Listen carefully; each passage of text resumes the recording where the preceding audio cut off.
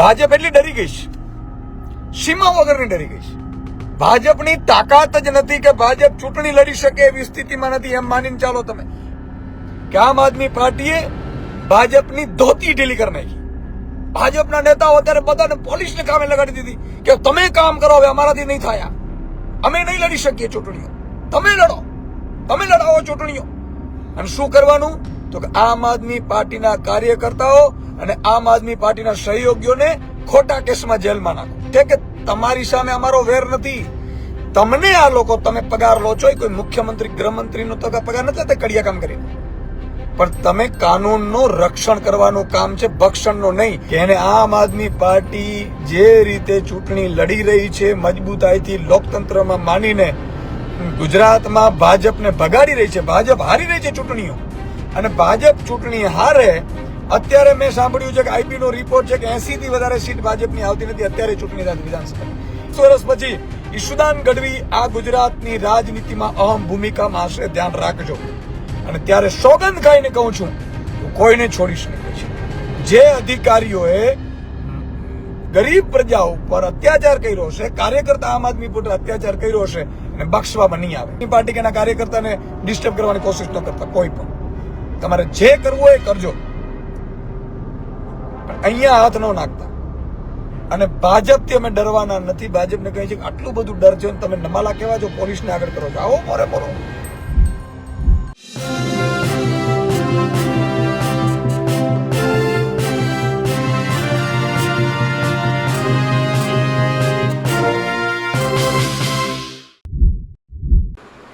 શું ભાજપ ગુજરાતમાં આમ આદમી પાર્ટીથી ડરી ગઈ છે અને એટલા માટે જ તેમના કાર્યકર્તાઓ ઉપર પોલીસ કેસ કરવામાં આવ્યા છે? જે તેમના કેન્ડિડેટ છે, ઉમેદવારો છે, તેમને જેલમાં નાખવામાં આવી રહ્યા છે.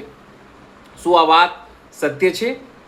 જો આમ આદમી પાર્ટીના પ્રદેશ અધ્યક્ષ ઈશુદાન ગઢવીની માનીએ તો ભાજપ આમ આદમી પાર્ટીથી ડરી ગઈ છે અને એટલા માટે જ તેમના પદાધિકારીઓને કોઈ ને કોઈ કેસમાં ફસાવીને તેમના જેલમાં નાખવામાં આવી રહ્યા છે, તેમના પર કેસ થઈ રહ્યા છે.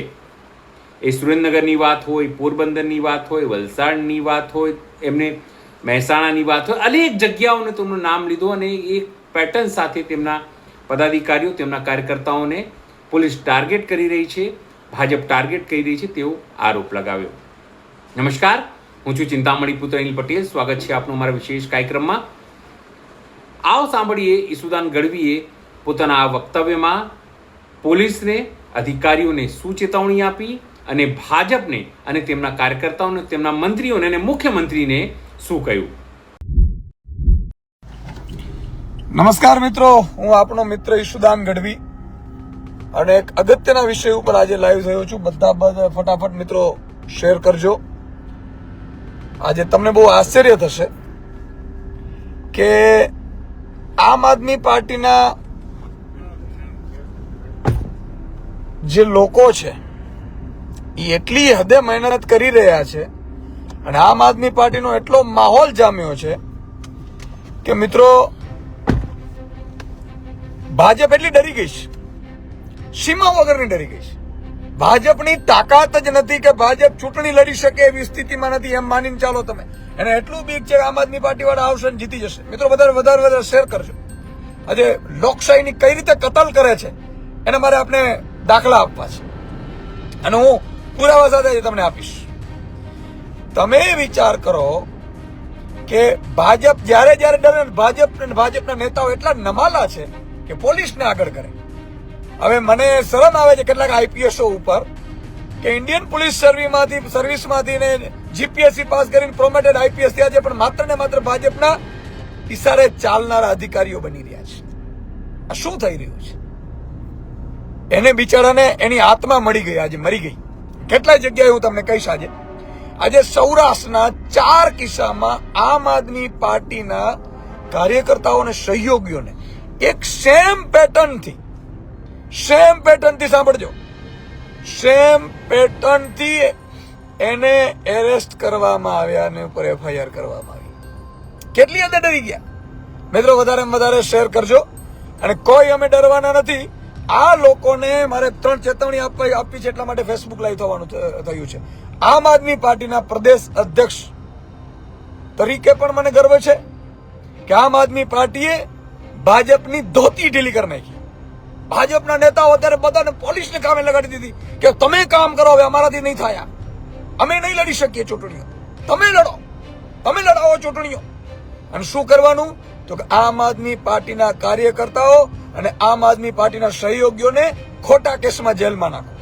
મિત્રો, પોરબંદરમાં એવું થયું, જેતપુરમાં એવું થયું, જામનગરમાં થયું અને ખંભાળિયામાં, મારા ખંભાળિયા વિસ્તારમાં એવું થયું. પેટર્ન કઈ?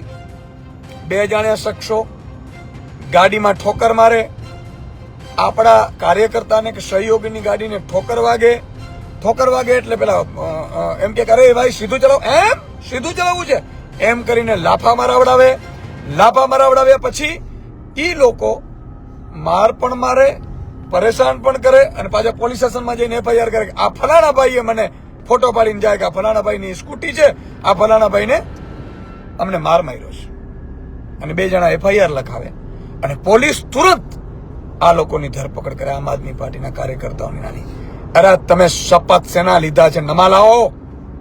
તમે કાયદાનું રક્ષણ કરવાની શપથ લીધા છે, ભાજપની દલાલી કરવાનું નહીં.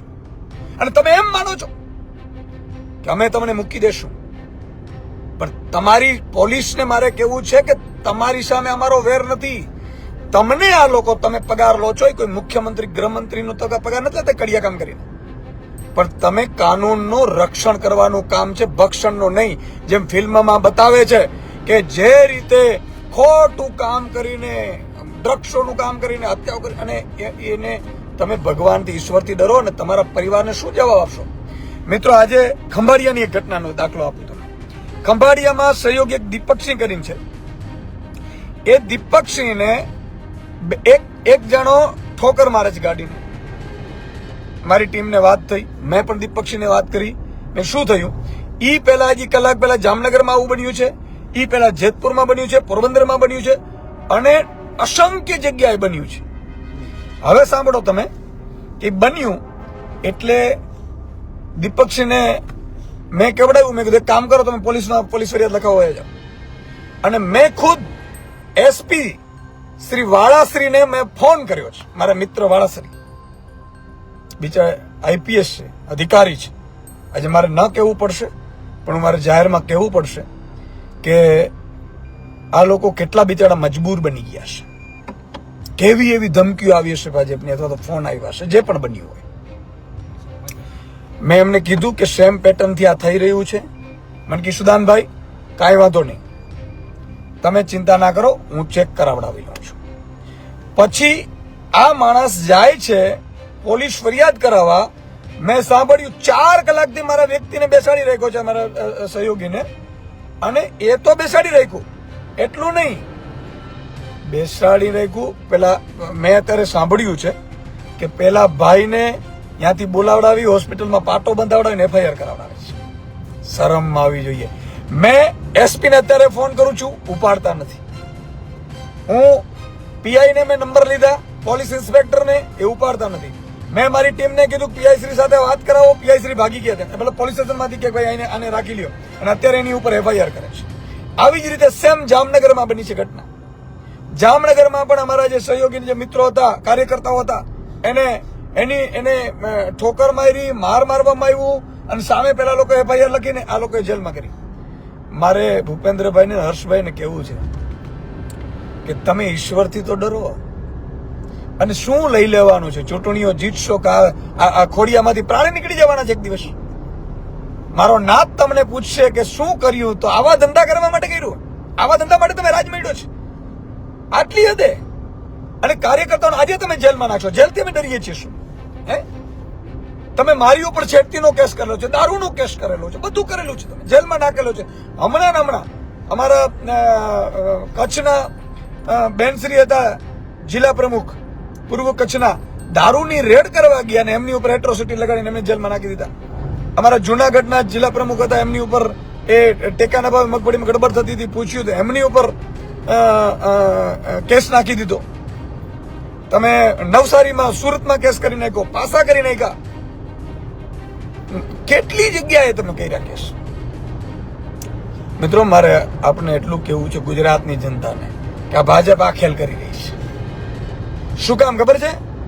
કે એને આમ આદમી પાર્ટી જે રીતે ચૂંટણી લડી રહી છે, મજબૂતાઈથી લોકતંત્રમાં માનીને ગુજરાતમાં ભાજપને ભગાડી રહી છે. ભાજપ હારી રહી છે ચૂંટણીઓ, અને ભાજપ ચૂંટણી હારે. અત્યારે મેં સાંભળ્યું છે કે આઈબી નો રિપોર્ટ છે કે 80 થી વધારે સીટ ભાજપની આવતી નથી અત્યારે ચૂંટણી સાથે વિધાનસભાની. એટલે થઈને આ ખેલ કરે છે. ગુજરાતની જનતાને મારે કહેવું છે કે આજે આ ખેલ આમ આદમી પાર્ટી ઉપર નથી કરી રહ્યા, તમારી ઉમ્મીદ ઉપર ભાજપ ખેલ કરી રહી છે, તમારી આશા ઉપર ખેલ કરી રહી છે, અને તમારે આનો બદલો લેવાનો છે. અમે બધા જેલમાં વહી જઈશું, કોઈ વાંધો નથી. અમે જેલમાં જઈએ, તમે પાછળથી તમે પ્રજા ચૂંટણી લડે, પ્રજા ચૂંટણીમાં મતદાન કરવા નીકળે, વધુમાં વધુ મતદાન કરો, ઝાડુ ઉપર બટન દબાવો, અને આ જે કમળગટ્ટાઓ છે એને પરચો દેખાડો. સાહેબ, રાવણ પણ આવું જ કરતો હતો, કંસ પણ આવું જ કરતો હતો, ને અત્યારે અહંકારી શિકાર ભાજપ પણ આ જ કરે છે. અને આનું કારણ શું છે? આજે પોલીસ અધિકારીઓ બિચારા બાપડા થઈ ગયા છે. એને જયારે આઈપીએસ બન્યા છે, જીપીએસસી પાસ કરી છે, કેવા સપનાઓ લઈને આવ્યા છે કે હું ખોટું નહીં કરીશ ને, ખરાબ નહીં કરીશ ને, હું ખોટું થવા નહીં દઉં ને, ખોટી ફોન આવશે, ભલામણ આવશે તો એનું પાલન નહીં કરીશ ને, કેટલા બધા સપનો જોયા છે. પણ મારે આપણે એટલું કહેવું છે કે આ વસ્તુમાં એક જગ્યાએ તમે ઈશ્વરથી ડરો. આજે કેટલી જગ્યાએ આવી ઘટનાઓ બની છે અને સેમ પેટર્ન ઉપર બને છે. હું ડીજીપી શ્રીને કહું છું, હું ડીજીપી શ્રીને મળવાનું પણ હું જઈશ, મુખ્યમંત્રીને પણ અમે મળવાનું પ્લાનિંગ કરી રહ્યા છીએ કે આવી રીતે તો ગુજરાતમાં નહીં ચલાવવા દે, આવી રીતે નહીં ચાલે ભાઈ. અમે લડવા નીકળ્યા છીએ, અમે લડીશું, પણ લોકતંત્રની મારે કોઈ પર્સનલી કોઈને વિરોધી નથી. તમે બધા મારા મિત્રો છો ને, આપણે જાહેર સ્ટેજ ઉપર મળીએ છીએ તો ગળે પણ મળીએ છીએ. આ મારી ખાનદાની છે અને તમારે એ ખાનદાની હોવી જોઈએ. ભાઈ, ચૂંટણી લડાય, જીતાય, જે પણ થાય, પણ મિત્રો પ્રજાને મારી વિનંતી એ કરવી છે કે આટલી હદે અત્યાચાર કરે છે છતાંય અમે અડીખમ ઉભીને લડીએ છીએ. સાહેબ, ચૂંટણીના દિવસે મતદાન કરવા ઘરેથી નીકળજો સાહેબ, સ્વયંભૂ નીકળજો. કદાચ ભાજપ તમને ડરાવે તો ડરીને નીકળજો, ભલે ચૂપચાપ અંદર જાય બટન તમે ઝાડુનો દબાવજો ને ખબર નહીં પડે ભાજપ પણ આ તમારે કરવું પડશે સાહેબ. આ નહીં કરો ને તો હું તમને કહું છું કે અમે લડવા નીકળ્યા છીએ, મહેનત નથી થતા, તમારા માટે લડવા નીકળ્યા છે, તમને આ ભાજપના ભ્રષ્ટાચારમાંથી છોડાવવા માટે અને અત્યાચારમાંથી છોડાવવા નીકળ્યા છે. બીજું મારે પોલીસ અધિકારીઓને કહેવું છે, એસપી શ્રીને, પીઆઈ શ્રીને, બધાને મારે કહેવું છે, કલેક્ટરોને પણ હું લેટર લખવાનો છું, બધાને, એસપીને, તમે બંધારણપૂર્વક કરજો. બાકી કોઈ રાજા હરિશ્ચંદ્રનો દીકરો નથી પછી કહેતા નહીં કે ઈશુદાન ગઢવીએ તમને ખુલ્લા પાડી દીધા ને તમારા રોટલા ઉપર દાગ. હું કોઈનો ઈચ્છતો નથી કોઈનો રોટલો ગવાય, બરોબર છે, પણ તમે ક્યાં શું કરો છો ને બધાની કુંડળીઓ કાઢતા મને વાર નહીં લાગે. હું જર્નલિસ્ટ છું, પત્રકાર રહ્યો છું, 16 વર્ષ કામ કર્યું છે, અને તમારી એક એક કુંડળી જ્યાં જ્યાં નોકરી કરી અને શું કર્યું હોય ને એના પ્રૂફ સાથેની કુંડળીઓ કાઢતા મને વાર નહીં લાગે. હું એવું નથી ઈચ્છતો, કોઈનો રોટલો અભડાવવો એ મારો ધર્મ નથી. પણ તમે જો માત્ર ભાજપની દલાલી કરશો તોય તમે હેરાન થશો. બીજું કે આજે નહીં તો 2 વર્ષ પછી કે 5 વર્ષ પછી કે 10 વર્ષ પછી ઈશુદાન ગઢવી આ ગુજરાતની રાજનીતિમાં અહમ ભૂમિકામાં હશે, ધ્યાન રાખજો. અને ત્યારે સોગંદ ખાઈને કહું છું કે કોઈને છોડીશ નહીં. પછી જે અધિકારીઓએ ગરીબ પ્રજા ઉપર અત્યાચાર કર્યો હશે, કાર્યકર્તા આમ આદમી પર અત્યાચાર કર્યો હશે, અને બક્ષવામાં નહીં આવે. તમે રિટાયર થઈ ગયા હશો, આરામથી જિંદગી જીવતા હશો, વિદેશમાં વયા ગયા હશો, તો અહીંયાથી લઈને તમારી જૂના કેસ ખોલીને તમને તમારે સજા ભોગવવી પડશે. કર્મનો સિદ્ધાંત. અમે સારા છીએ, કોઈ નડતા નથી, પણ ગરીબ અત્યાચાર ઉપર કરનારા ઉપર અમે કોઈ છોડવા નથી ને એટલા માટે રાજનીતિમાં આવ્યા છે. એટલે પોલીસ અધિકારીઓને મારી વિનંતી છે, આઈપીએસ, પીઆઈ, પીએસઆઈ, અને દારૂની રેડો, ક્યાં દારૂ વેચાય છે, ક્યાં ડ્રગ્સ વેચાય છે, ક્યાં ગાંજ, બધી અમને ખબર છે. અમે એવું નથી ઈચ્છતા કે તમારા રોટલા અભડાય, તમારા દીકરાઓ, પત્નીઓ, દીકરાઓની ફી મને ખબર છે, અને સાહેબ તમારી સંપત્તિની પણ અમને ખબર છે. તમારા ક્યાં ફાર્મ હાઉસ છે ને ઈશુદાન ગઢવીને કાઢતા વાર નહીં લાગે, પણ પર્સનલી ઈશુદાન ગઢવી ક્યારેય જતો નથી. અને તમે જેટલું અત્યાચાર કરવું હોય ને તો કરી લો ને તો ઈશુદાન ગઢવી થાકવાનું નથી. હું તો મોટો થઈ ગઈશ, રાજનીતિમાં આવ્યો છું ગુજરાતની જનતા માટે લડવા, એટલે કેસથી જેલથી હું ડરવાનું નથી, પણ તમારી ભઠ્ઠી બગડી જશે. અને ઈશુદાન ગઢવીનો ઇતિહાસ તપાસી લેજો, આ પહેલા પણ આઈપીએસઓને મેં જેલમાં નખાવેલા છે. એટલે મહેરબાની કરી અને અમારી સામે તો તમે આ હદે પડતા જ નહીં. તમને ગૃહમંત્રી, મુખ્યમંત્રી ફોન કરી કહે ને તોય છટકી જવાનું. કે સાહેબ આમાં આ ન હોય ને આમાં આમ ભરાઈ જશું ને આમ ભરાઈ જશું ને આમ ભરાઈ જશું, ભલે તમારી બદલી કરી નાખશે ને, પણ ઈશ્વરના ચોપડામાં તમે પાપના ભાગીદાર તો નહીં બનો. ગરીબો ઉપર અત્યાચાર કરો છો, શરમ આવવી જોઈએ તમને. આના માટે તમે નોકરીએ તમને મમ્મી પપ્પાએ લગાડ્યા છે, અધિકારી બનાવ્યા છે, પોલીસ અધિકારીઓ, ચમચાગીરી કરવા માટે. આજે ગુજરાતની જનતાને કહેવા માંગુ છું મિત્રો, હું અત્યાચાર કરવામાં માનતો નથી. આમ આદમી પાર્ટીની સરકાર હશે, કોઈ ગરીબ ઉપર અત્યાચાર નહીં થાય. ભલે મારો દુશ્મન હોઈ શકે, મારો વિરોધી હોઈ શકે, પણ ખોટું કરનારને જ સજા પડવી જોઈએ. ખોટું કરનાર મારો ભાઈ હોય તો સજા પડવી જોઈએ, અને ખોટું ન કરનાર દુશ્મન હોય ને તો એને પણ કનડગટ નથી કરાતું, કારણ કે ઈશ્વરના દરબારમાં એ ગુનેગાર બને છે. મિત્રો વધારેમાં વધારે શેર કરજો. આજે હું દ્વારકામાં ભીમરાણામાં મોગલમાના ત્યાં દર્શને જઈ રહ્યો છું. ત્યાં આજે કાર્યક્રમ છે, પણ આ જે અત્યાચાર મેં જોયો એટલે મને લાગ્યું, અને હર્ષભાઈને અને ભૂપેન્દ્રભાઈ બેયને મારી વિનંતી કરવી છે. બંને મારા મિત્રો છે, ભલે એમને પણ ઉપરથી આવ્યું હોય, બની શકે, આ તો બધું આવું છે ભાઈ. એટલી જ મારે વિનંતી કરવી છે કે કુદરતનો ડર રાખજો. અને કુદરત છે અહીંયા લાગવગ નથી ચાલતી, અહીંયા કોઈની સરકારો નથી ચાલતી. કોઈ પણ ખરાબ કામ મતલબ સરકાર જાય યાર, એમાં શું છે, પાછી 5 વર્ષ મહેનત કરીને પાછી લઈ આવવાની. અમે કેમ હારી ગયા હતા તો પાછા મહેનત કરીએ છીએ ને, 5 વર્ષથી જીતીશું, પાછા હારી જઈશું, પાછા જીતીશું. તો એમાં શું હોય, આપણે પ્રજાની સેવા જ કરવી છે ને સાહેબ. તો મારે સૌ એને પણ વિનંતી કરવી છે, અધિકારીઓને પણ વિનંતી કરવી છે કે તમે આ ભાજપ સામેની દલાલી કરીને તમે આમ આદમી પાર્ટી કે નેતા સામેની ગુસ્તાખી ન કરતા, નહીં તો તમારા કૌભાંડો પીસી કરીને, તમારી જે પીસી કરીને અમે જ્યારે કરીશું ને ત્યારે તમે બદનામ થશો ને, એવું કોઈ નહીં થાય.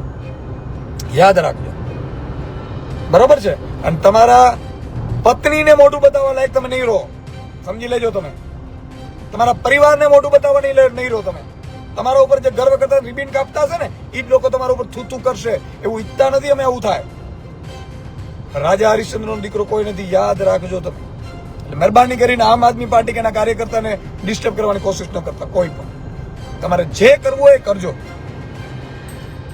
પણ અહીંયા હાથ ન નાખતા.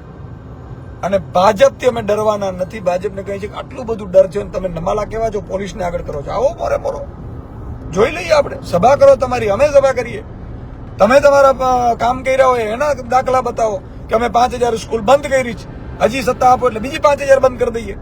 તમે એવું કહો કે અમે બધી પ્રાઇવેટમાં બધી ફી વધારી દીધી છે, મેડિકલ અત્યારે 1 કરોડ રૂપિયા હોય તો ડોક્ટર બની શકે છે, એવા કામ કર્યા છે અમે. પેલા 1500માં ડોક્ટર બનતા હતા. કયો તમે એમ કહો કે પાક વીમો યોજના અમે બંધ કરી દીધી છે, હજી ખેડૂતો મત આપે એટલે ખેડૂતોને સહાય પણ કાયમી બંધ કરી દઈશું. કયો એવું કયો તમે કે 200 મણ મગફળી ખરીદતા હતા, હવે 125 કરી દી. હજી તાલુકા જિલ્લામાં ચૂંટણીઓ આપો તમે અમને મત, તો અમે માત્ર 60 મણ જ કરી દેશું ખરીદી. આવું કયો? કામની રાજનીતિ ઉપર મત લેવાતું હશે. આજે હું કામયમાનો સંતાન છું, અમે દેવી પુત્રો કહેવાઈએ, માતાજીઓના સીધા વારસદાર અમે કહેવાઈએ. બાકી આ બધા છે એ માતાજીને માનનારા અને પૂજનારા કહેવાય. છતાં મેં એવું નથી કીધું હું મા મોગલનો સંતાન છું કે સોનલમાનો સંતાન છું. મત આપો. મા ને ધર્મ, રાજનીતિમાં ધર્મ ન હોવો જોઈએ, અને ધર્મ રાજનીતિ ન હોવી જોઈએ. ઈશ્વરની ઈચ્છા હોય અને સાચી દિશામાં તમને સત્તા મળે તો ઠીક છે, બાકી લૂંટીને સત્તા શું લેવાની? એના કરતા એમને 25-30 વર્ષની જિંદગી છે, કાઢી નાખીશું ભાઈ. પ્રજાનું ભલું થવાનું તો થશે, મહેનત કરીશું, ન થાય તો ન થાય. પણ પોતાની અયાસી માટે સત્તા લેવી એ સારું નથી. એટલે ભાજપ જ્યારે જ્યારે ડરે છે ત્યારે આ ખેલ કરે છે, એ સારું નથી. અધિકારીઓને પણ કહું છું, મને ખબર છે તમને ગમતું નહીં હોય, તમને બિચારાને આ બધું ગમતું નહીં હોય, પણ તમે બાના તો બતાવી જ શકો. તમે બાના બતાવી શકો સાહેબ આ નહીં થાય, આ ન કરાય, આવી રીતે ન થાય, આમાં આમ થઈ જાય, ફલાણું ટીકડું તમને. તો એ લોકો ગોળ ગોળ ફરી લે, વધીને તમારી બદલી કરી દેશે. કાંઈ વાંધો નહીં. પાપ કરવું એના કરતા બદલી બીજી જગ્યાએ જાય, ડાંગમાં જવાનું, ત્યાં જંગલ મસ્ત છે, એમાં કોઈ વાંધો નથી. જ્યાં ઈશ્વરે તમને, અત્યારે ઘણા લોકો નોકરી જ નથી મળતી. તમને નોકરી મળી સારું નહીં, પણ નોકરી ઈશ્વરે તમને એટલા માટે આપી, માતાજીએ તમારા ઈષ્ટદેવ એટલા માટે આપી કે તમે પ્રજાનું સારું કરશો, પ્રજાને લૂંટશો, એના માટે નથી આપી. એ ઈશ્વરના જ સંતાન નથી, તમારા ઈષ્ટદેવના જ સંતાન છે. તમે મંદિરે જાઓ અને ભગવાન પાસે માંગતા હોય પ્રભુ હું નોકરી કરું છું સારી રીતે ચાલે, તો તું જે એના ઉપર અત્યાચાર કરો છો તમે, એ પણ મારા ઈશ્વરનો જ સંતાન છે, એવું ક્યારેક વિચારજો. તો મિત્રો, આ અંગે આમ આદમી પાર્ટી આગામી કાલથી લડત ચલાવશે ભાજપ વિરુદ્ધ. આપ સૌ સાથ આપજો, આપ સૌ લોકો જોડાજો, આપ સૌ લોકો ડરતા હો. મને ખબર છે ભાજપે ખૂબ ડરાવ્યું હોય, સામે બધા ન આવી શકે, અમારા જેવા બધા માથા ભરેલ ન હોય, બરાબર છે. તો તમારે શું કરવાનું, ચૂપચાપ જઈ અને બટન દબાવી આવવાનું, ઝાડુનું બટન દબાવશો એટલે આ બાજુ પેલા ઉડી જાય, સીધા થઈ જાય. આ સીધા ભાજપની દવા છે. અને કોઈને પણ 10 થી 15 વર્ષથી વધુ સત્તા આપવી નહીં, કોઈ પણ સરકારને. આમ આદમી હોય તોય પણ નહીં આપવાની, કારણ કે અહંકારી થઈ જાય અને પછી એના કર્મચારીઓ એના દલ્લા બની જાય. હજી 30 વર્ષથી ભાજપની સરકાર છે, બિચારા કેટલાય એવા સારા પોલીસના અધિકારીઓ છે, નથી ગમતું એને ચાપલુસી કરવી પડે. ઘણા તો VRS લઈ લે છે, મારા તો અંગત મિત્રો છે, બધા ખબર છે. તો મિત્રો, આ અત્યાચારને લઈને આમ આદમી પાર્ટી કાલથી કેમ્પેન ચાલુ કરે છે. ભલે ભાજપ બધાને જેલમાં નાખે, અમે આ લડાઈ છે એ સડક ઉપર લડીશું, જનતાની વચ્ચે લડીશું અને જનતાને કહેશું કે તમારા માટે અમે જેલ ગયા છીએ, તમારે સાથ આપવો એ તમારી ફરજ બને છે. એટલું કરજો. જય હિન્દ, જય ભારત, જય જય ગરવી ગુજરાત. જે રીતે ઈસુદાન ગઢવી નારાજ થયા છે, પોતાની વાત મૂકી રહ્યા છે, તેને લઈને આપ શું વિચારો છો, જરૂરથી અમારા કોમેન્ટ બોક્સમાં કોમેન્ટ કરજો. એ સિવાય અમારી યુટ્યુબ ચેનલ લાઈક કરો, સબસ્ક્રાઇબ કરો, બેલ આઇકન દબાવો. સાથે અમારી વેબસાઇટ છે www.gujaratplus.in, ત્યાં પણ જઈને તમે વધુ અપડેટ થઈ શકો છો. અત્યાર માટે બસ આટલું જ. નમસ્કાર.